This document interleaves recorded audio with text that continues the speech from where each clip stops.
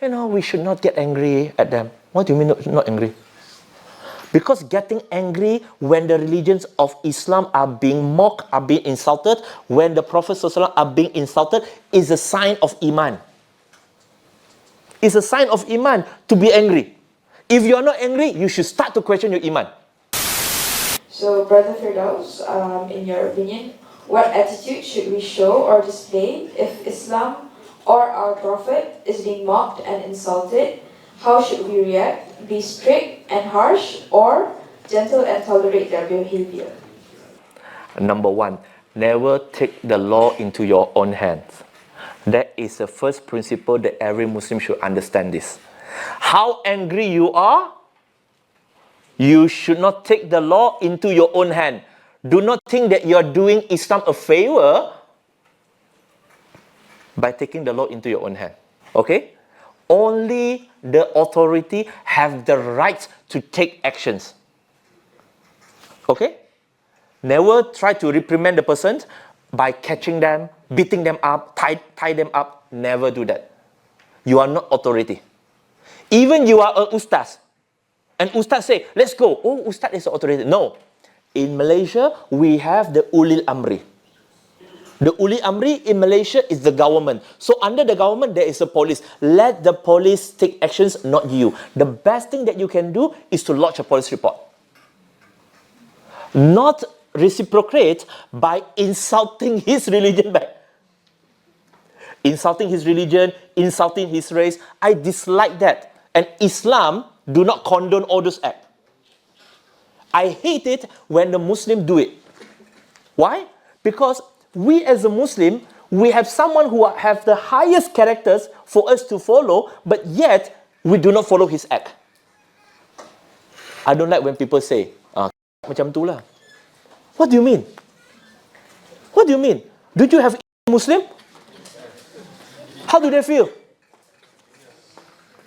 How do you feel when someone say like that? Feel insulting, right? Actually, you are not insulting them. Sorry to say. You have just insulted the Musawir and the Al-Khaliq, the one who fashioned them and the one who created them. They never asked to be born. They never asked to be born as a skin. They never. So the moment you insult their skin color, their race, you are insulting Allah. When you insult, in Islam, we are not even allowed to insult the wind, right? To curse the wind. Why?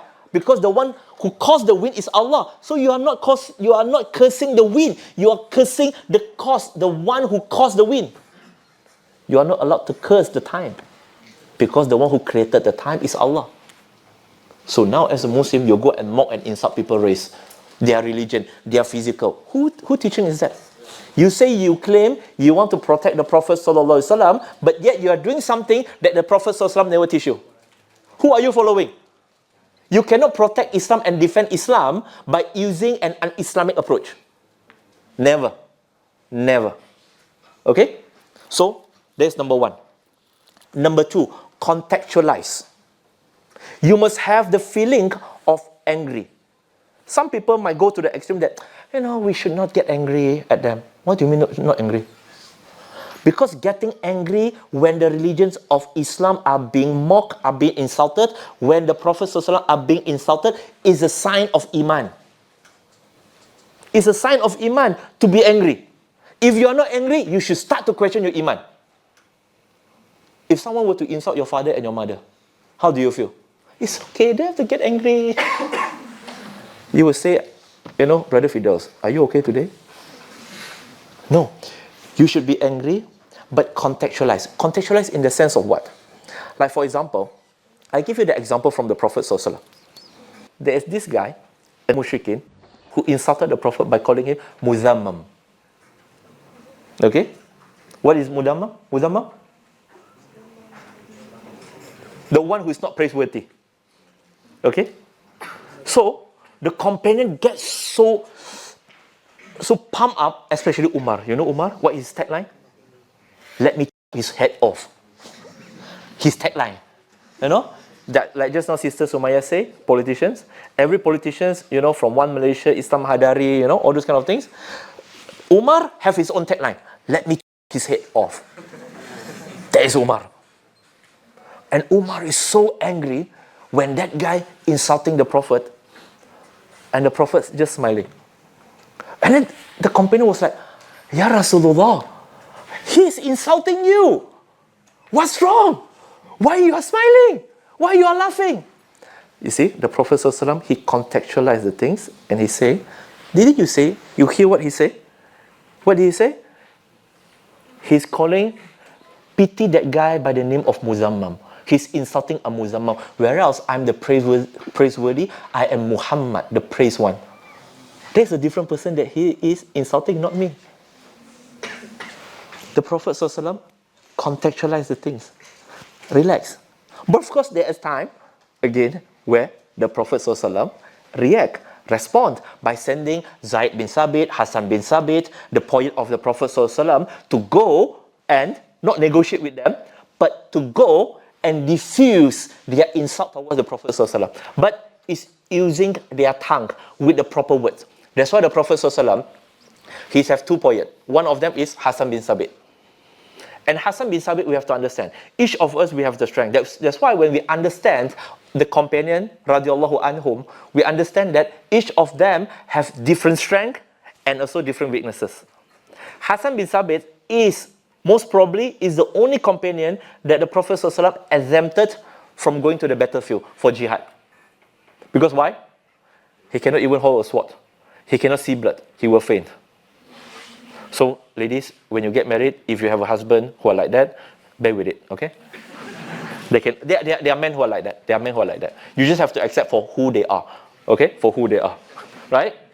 Okay, so you see, there are many here.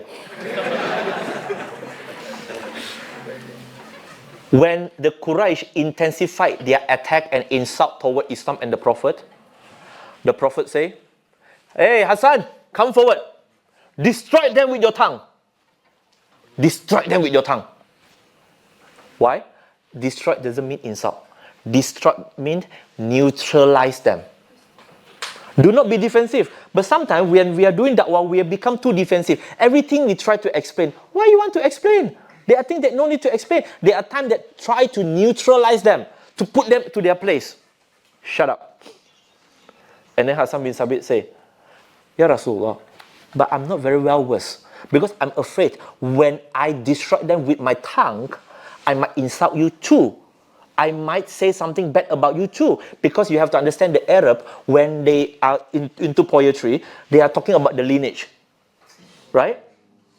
So the Prophet ﷺ say, go to Abu Bakar. Because he's the master of genealogy. He memorized the genealogy of the Arab from Abu Bakar, and then he go and destroy them. So, there is always context. Do not be defensive. Use wisdom, but always remember the first principle matter, which is do not take the law into your own hand. Okay? Wallahu a'lam.